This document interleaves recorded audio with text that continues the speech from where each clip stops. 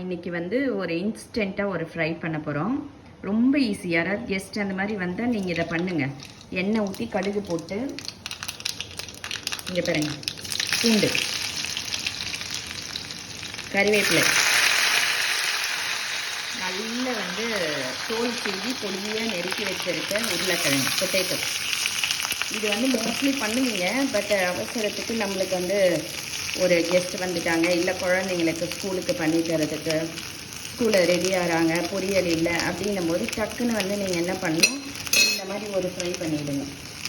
இது வந்து ரொம்ப ஈஸி, நம்மளுக்கு ஈஸியாகவும் பண்ணலாம், ரொம்ப நல்ல டேஸ்டியாகவும் இருக்கும். ஆனால் இதில் ஃப்ளேவர் கொடுக்கறதே உங்களுக்கு வந்து பூண்டு தான் செம்ம ஃப்ளேவர் கொடுக்கும் உங்களுக்கு. அவ்வளோதான். இதை என்ன பண்ணோம், நீங்கள் ஒரு 2 நிமிஷம் ஃப்ரை பண்ணவே போதும், நல்லா வந்து ஃப்ரை ஆகிடும். இது வந்து யாராவது கெஸ்ட்டு வந்தாலோ இல்லை நம்மளுக்கே சாப்பிட்ணும் அப்படின்னு தோணுனாலோ நம்ம வந்து இந்த மாதிரி ஒரு ஃப்ரையை வந்து பண்ணிடலாம். ஈஸியாகவும் இருக்கும், டேஸ்டியாகவும் இருக்கும், ரொம்ப பிடிக்கும். குழந்தைங்களுக்கும் எல்லாருக்கும் பிடிக்கும், பெரியவங்களுக்கும் பிடிக்கும். இந்த மாதிரி ஒரு நாளைக்கு செஞ்சு பாருங்கள், எவ்வளோ டேஸ்டியாக இருக்குது அப்படின்ட்டு. எண்ணெய் விட்டு கடுகு போட்டு ஒரு 4 பல் பூண்டு தட்டி போட்டு கருவேப்பிலை, அதுக்கப்புறம் பொட்டேட்டோ உங்களுக்கு என்ன சைஸ் வேணுமோ அந்த சைஸு தோல் சீவிட்டு, தோலோட கூட நீங்கள் நறுக்கி போடலாம்.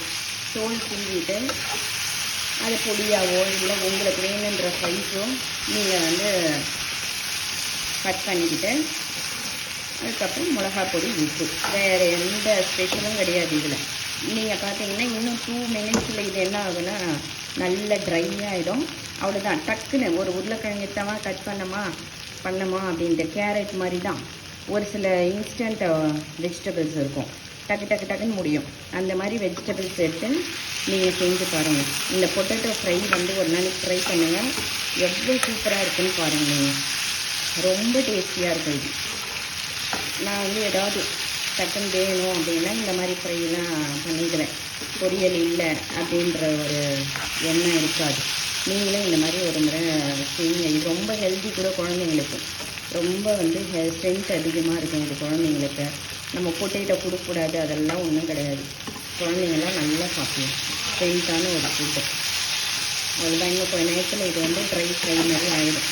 தனித்தனிக்கு உதுத்த மாதிரி ஆகிடும். நீங்கள் இதை வேக வைக்கவோ இது பண்ணவே வேண்டியதே கிடையாது. 2 மினிட்ஸ்லேயே குக் ஆகிடும். சூப்பரான பொட்டேட்டோ ஃப்ரை ரெடி.